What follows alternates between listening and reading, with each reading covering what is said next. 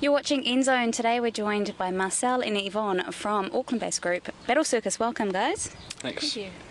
Now it's maybe a couple of years since we've had you on the show. How have things been progressing since then? Because I've heard you've been pretty busy. Yeah, well, last time we came on was for our first video, which was Sending the Clones, and we've had one more since then, apart from this new one.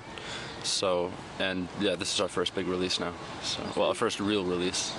The other two were sort of, we were recording and stuff, but they were never really releases.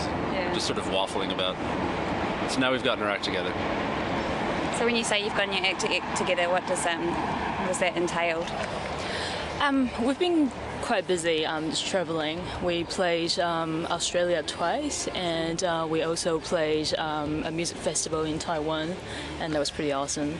And the second time when we went back to Australia, we toured with this band called Red Paintings, and so it was full-on, makeup and full-on stage show from. Where did we start? We started in Sydney and went to Adelaide. And they had like a forest, a papier-mâché forest they took along with them on the whole tour. And really? Yeah, it was cool, man. Every time the stage was a mystical forest. It was pretty weird. We kind of used it for our set, you know? Yeah. It was like, yeah, we made that. So, yeah. And, just really, getting together in the studio and doing more than one song at a time and doing something that sort of, creates a picture between multiple tracks, which is something that we never really got around to before. It's an EP, but it's still like 42 minutes long, so it was a pretty big undertaking. I was going to say that's really ambitious for probably your first big project, really, to go 4 tracks, but yet it was 42 minutes long. Did you not feel any kind of pressure or desire to just go with your standard 3 minutes 30 single track format? It was sort of the other way around. We felt pressure and desire to go this way. Awesome. There was some pressure to do something simple, mainly from music industry folk who were like, Jesus, what are you doing? But some of them have changed their tone, and so that's nice. Yeah. And it's come together the way we want it to, and it's actually still a work in progress. There's more to be added. It's sort of a soundtrack, and so we really want to put some images to it at some point, and possibly remix it in 5.1. Wow, that'd be amazing.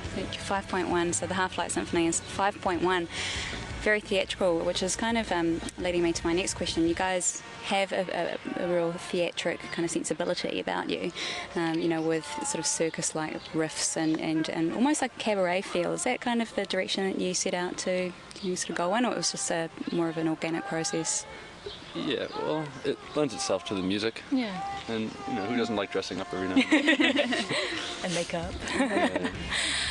But we've always wanted to, put out a show that's not just 4 people on the stage playing the instruments. We always want to combine theatre and, visual arts and, people who can contribute to, with their artworks or any ideas. That's what we want to do. We want to make it really artistic in a way, maybe. Maybe. Yeah, well, we like collaborating with people, Yep. and that makes it a lot more fun. I think with this EP, it was really a huge collaboration between us and Dave Holmes, whose favorite record of all time is The War of the Worlds musical. Excellent. And so it was a perfect fit, because that's sort of along the lines of what we wanted to do, and he just loved it, and he had a lot of sort of musical contributions to it. The end of the second track, which is just every track is like a segue that goes into the next track, and he pretty much nailed that segue. He just sort of came up with it in the studio one day, and we ended up using it, tweaking it a bit, but yeah. So it's a lot, it makes everything a lot more fun when there's more people working on it than just us. That's what's great about the music video and just making music videos and organizing stage shows and stuff, just seeing what other people come up with.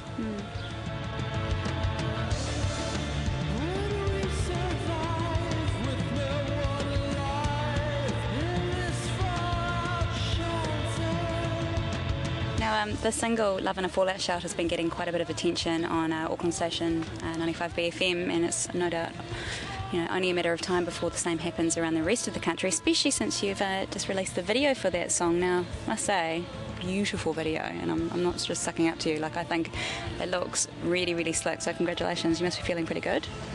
Yeah, thank you. And once again, the people and friends who helped us out for that music video, they were just amazing. We pretty much paid them $20 and they worked for the whole day. So yeah, and we were really happy with the end result. Yeah. Now, just because you guys, I imagine that everything you do is very well thought out, well considered. Like, did you have a concept in mind? Did you have it all sort of planned in your mind how that video was going to work, or was it more via external kind of influences? We had a very clear idea of what the story was for the EP. So there's a narrative that runs through the whole thing. Yeah. And basically we just referenced that for what was going to happen in this song. Okay, what happens in the second movement? All right, we'll have to use what happens there. And that was sort of one of our main concerns, was that we didn't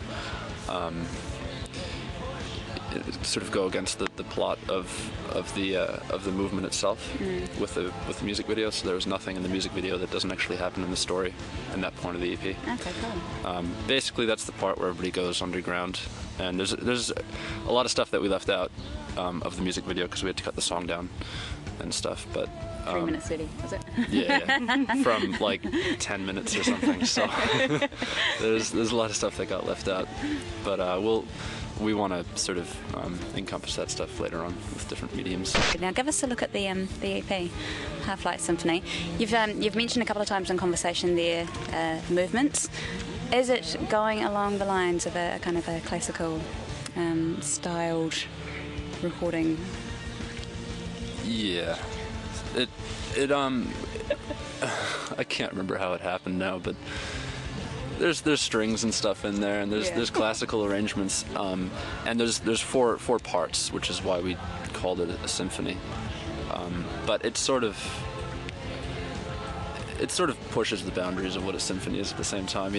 I'm sure there's some sort of classical musicians that would just be shouting at their television or shouting at their stereo, and if they listen to it for us calling it a symphony, but that's okay. It still sort of works. And yeah, we tried to structure it somewhat like a symphony, but mainly we structured it for the story that we had for it. Well, look, thank you guys so much for coming in and joining me today on NZOWN. And if people want to pick up the Half-Light Symphony, how can they do that? They can buy it through our MySpace site, or they can just go to any music stores and yeah. And what's your MySpace site address? myspace.com/Battlecircus. Is that right? Yeah, that's right. The website's just battlecircus.com as well. I think. Can you get it through that? No, maybe. No, I don't know. Maybe. maybe one day. Cool.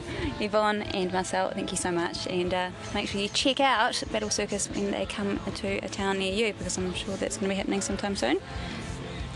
Yeah, before the interview was aired, we'll be. Yeah, but we'll come in back. the future. Yeah.